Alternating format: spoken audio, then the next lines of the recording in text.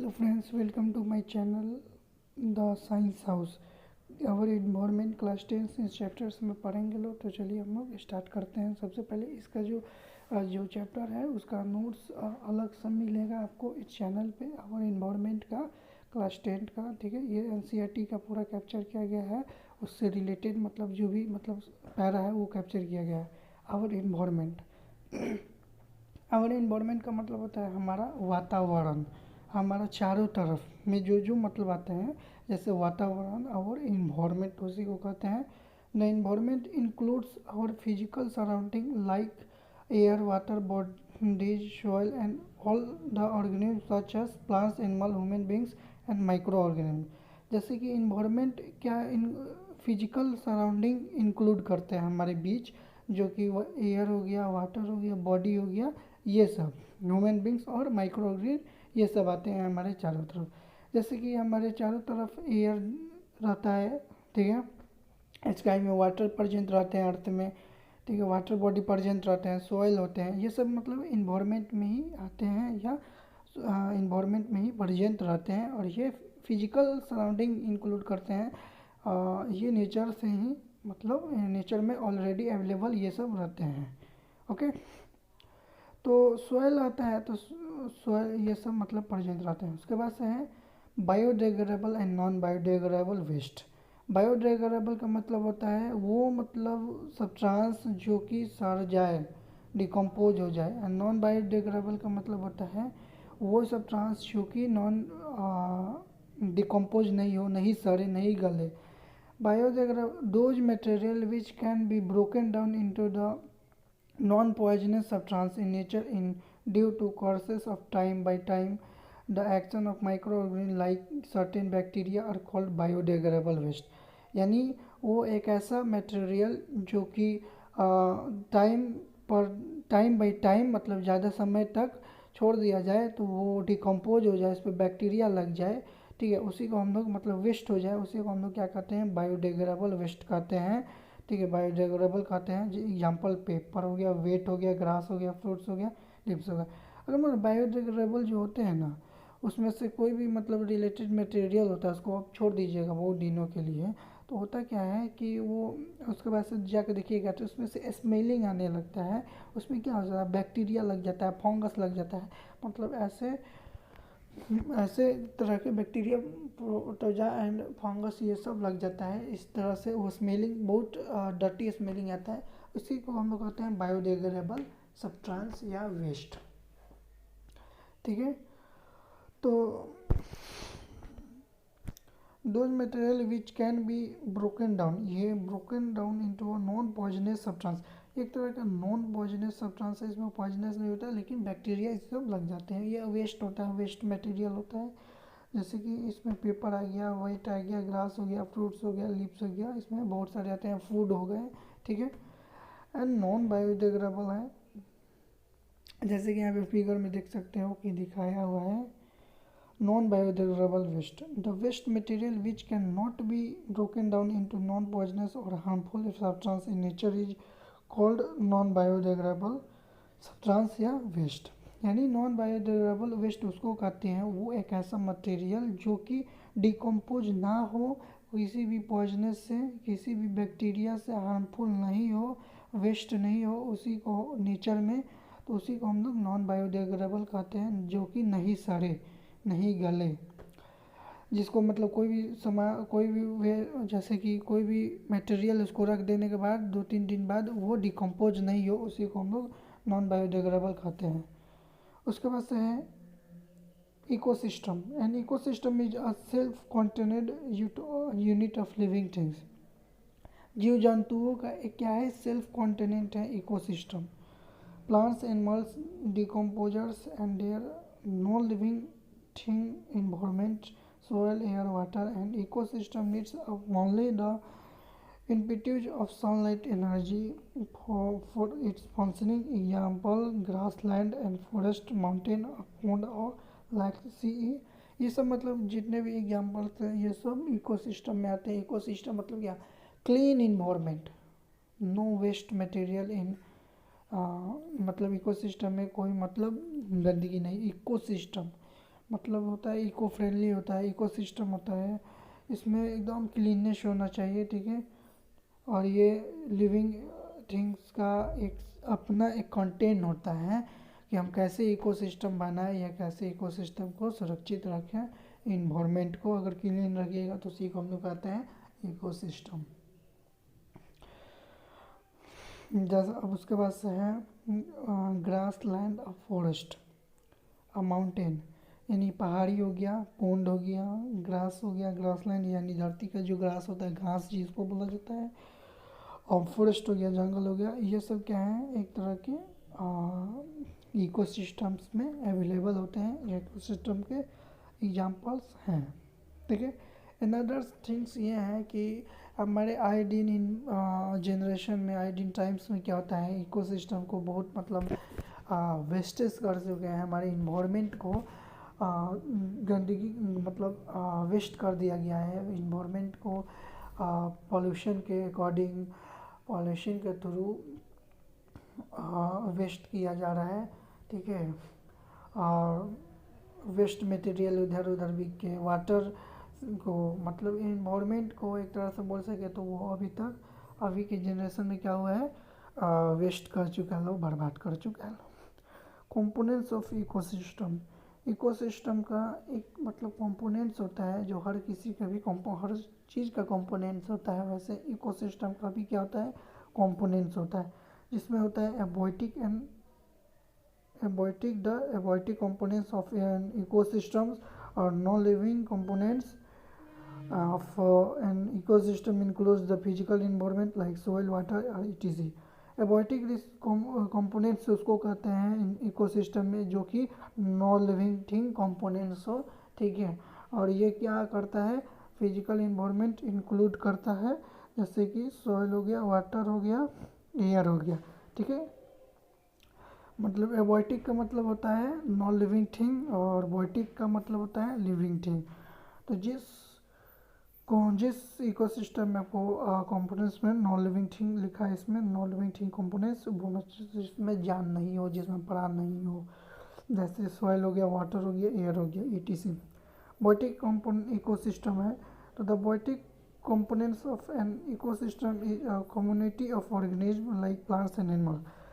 ये एक तरह का ऑर्गेनिज्म का कम्युनिटी है बॉटिक इकोसिस्टम में, और बॉटिक का मतलब होता है लिविंग थिंग, जिसमें जितने भी लिविंग ऑर्गेनिज्म हैं वो आ जाएंगे। अब है an ecosystem include 3 types of organism, ये 3 तरह के ऑर्गेनिज्म क्या करते हैं, इंक्लूड करते हैं। Producer plant, consumer animal, decomposer micro organism, ठीक है। मतलब प्रोड्यूसर मतलब प्रोड्यूस करते हैं प्लांट्स को, कंज्यूम करते हैं एनिमल्स को, एंड डिकम्पोज करते हैं माइक्रो ऑर्गेनिज्म को, ठीक है।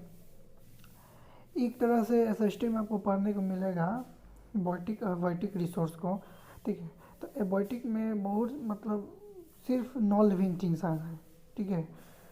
और देखो the functioning of an ecosystem, ecosystem का फंक्शन होता है, जैसे हॉट का फंक्शन होता है, आई का फंक्शन होता है, वैसे ही क्या होता है कि फंक्शनिंग ऑफ एन इकोसिस्टम, जैसे कि कंज्यूमर हो गया, डिकम्पोजर हो गया, प्रोड्यूसर हो गया, जैसे कि इकोसिस्टम में क्या होता है, प्रोड्यूस करता है,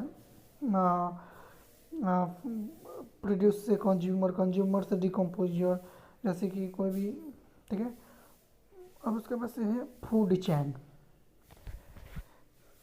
फूड चैन है, तो देखो a list of organism living being showing who it's on is called food chain, यानी एक ऐसा ऑर्गेनिज्म जो कि लिविंग बीइंग हो और वो दिखाए कि जो कि ईटिंग कर रहा है, उसको फूड चैन कहते हैं, मतलब वो इसके बिना नहीं रहेगा, वो इसके बिना नहीं रहेगा। तो जो सनलाइट का रिफ्लेक्शन पड़ रहा है हमारे ग्रास में, वो जो भी मतलब ये फंगस होते हैं, कॉकरोच होते हैं, मतलब इंसेक्ट्स होते हैं, वो ग्रास ही खाते हैं। और ग्रास और जो भी मतलब कॉकरोच होते हैं वो मतलब देखो ग्रास को कौन खाता है, कॉकरोच, और कॉकरोच को कौन खाता है, फ्रॉग, और फ्रॉग को ये स्नेक या मतलब अनदर एनिमल्स, ठीक है। तो ये जो मतलब ग्रास हैं ये जो ग्रास है वो मतलब कॉकरोच के अकॉर्डिंग है, कॉकरोच जो इंसेक्ट्स हैं वो फ्रॉग के अकॉर्डिंग है, और ये फ्रॉग जो है वो अनदर एनिमल्स पे डिपेंड है, ठीक है, ये सब पे डिपेंड है एक दूसरे पे। अब है फूड वेव, ठीक है, the network of large number of food chain existing in an ecosystem is called food web, ठीक है, यानी ज़्यादातर नंबर ऑफ फूड चैन जो होता है एक्सिस्टिंग करते हैं वो इकोसिस्टम, उसी को कहते हैं फूड वेव, ठीक है। बहुत सारे मतलब एनिमल्स होते हैं वो एक दूसरे पे क्या होते हैं, डिपेंड होते हैं, ठीक है। तो जितने भी एनिमल्स होते हैं अर्थ पे हमारे मतलब इन्वायरमेंट में वो एक दूसरे पर डिपेंड रहते हैं। जैसे डियर है तो लायन है, डियर किस पे डिपेंड है, लायन पे, लायन किस पे डिपेंड है, डियर पे, ठीक है। तो वैसे ही है।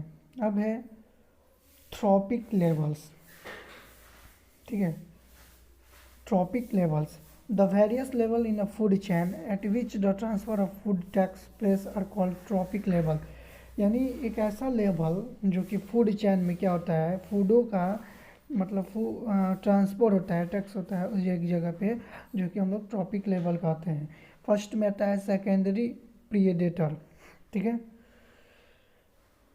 उसके बाद से आता है मतलब ऐसे अकॉर्डिंग्स में आते हैं। एनर्जी ट्रांसफ़र इन ट्रॉपिक लेवल, एनर्जी ट्रांसफ़र होता है ट्रॉपिक लेवल के अकॉर्डिंग 10% लॉ होते हैं, ठीक। इसमें जैसे कि सबसे पहले होता है 10, 100, 1000, फिर 10 लाख ऐसे होते हैं, मतलब पहले 10 होगा, ठीक है, तब एनर्जी ट्रांसफ़र होगा तो 100 हो जाएगा, 100 मतलब ट्रांसफ़र होगा तो फिर वो 1000 में हो जाएगा, मतलब ऐसे बदलते रहेंगे। एनर्जी क्या होते रहते हैं, ट्रांसफ़र होते हैं, ठीक है। जैसे कि हम कोई भी भोजन खाते हैं तो हमारे शरीर में एनर्जी आ जाता है, वैसे ही मतलब होता है एनर्जी ट्रांसफ़र इन ट्रॉपिक लेवल। ट्रॉपिक लेवल पे क्या होता है, मतलब ट्रॉपिक लेवल में जो होता है ट्रॉपिक्स उसमें अकॉर्डिंग एनर्जी क्या होता है, ट्रांसफ़र होते हैं। एनर्जी का मतलब होता है ऊर्जा, और एनर्जी उसको कहते हैं the capacity to do work, यानी हमको क्षमता होना चाहिए कि हम लोग कोई वर्क को कर सकें, उसी को हम लोग एनर्जी कहते हैं, ठीक है। और वही एनर्जी ट्रांसफ़र होता है ट्रॉपिक लेवल के अकॉर्डिंग।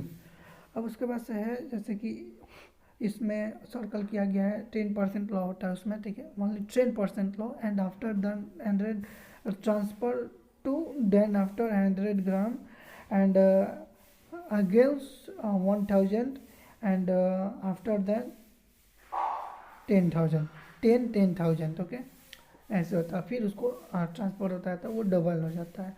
जैसे कि इसमें क्या हो रहा है, डबलिंग हो रहा है, ठीक है। प्राइमरी कंज्यूमर्स है, प्राइमरी प्रोडक्ट्स हैं, सेकेंडरी कंज्यूमर्स हैं, टर्शियरी कंज्यूमर्स हैं, इसके अकॉर्डिंग होते हैं। डिप्ल्यूशन ऑफ ओजोन लेयर, यानी देखो इन्वायरमेंट में क्या होता है, बहुत सारे गैसेस प्रेजेंट रहते हैं एयर में, नाइट्रोजन, हीलियम, हाइड्रोजन, ये सब, ठीक है। तो वैसे ही उसमें भी एक तरह का क्या होता है, ओजोन लेयर होता है, ओजोन गैस होता है, उसका ही ओजोन लेयर का मतलब वो है CFCSHCFSC बोस, ठीक है।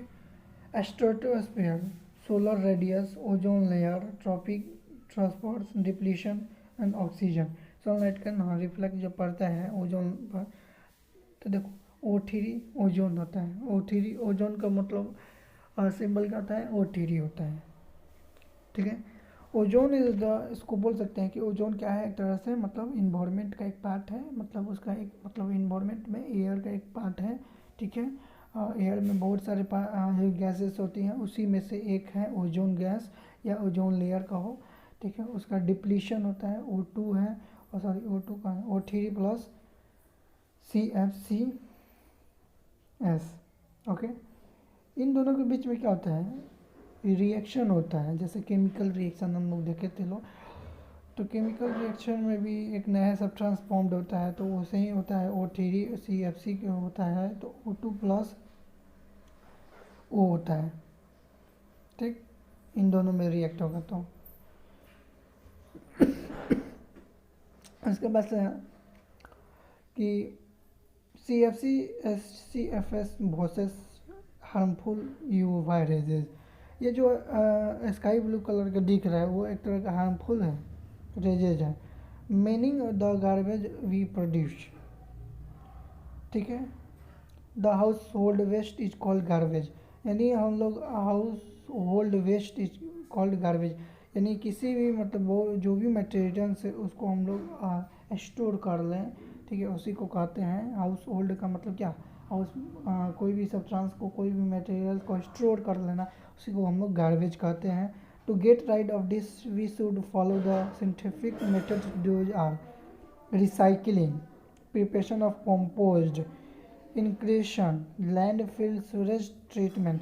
ये मतलब 5 एक ऐसे मेथड्स हैं जिसको हम लोग करने के बाद से हम लोग हाउस होल्ड वेस्ट कर सकते हैं, यानी गार्बेज कर सकते हैं, या meanings the garbage we produce. इसका मतलब 5 मेथड होते हैं। सबसे पहले होता है रिसाइकलिंग, हीट से, प्रिपरेशन ऑफ कंपोस्ट मतलब प्रिपरेशन करना, इंक्रेशन करना, लैंडफिल, सेवरेज ट्रीटमेंट। ओके, जैसे कि यहाँ पे दिया हुआ है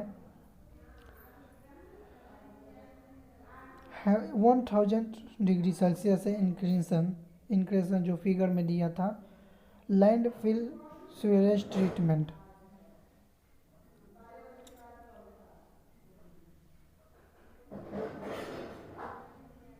लैंडफिल सीवरेज ट्रीटमेंट मतलब लैंडफिल मतलब इसमें क्या हो रहा है, लैंड को फिलअप कर देना, ठीक है, सीवरेज ट्रीटमेंट के अकॉर्डिंग।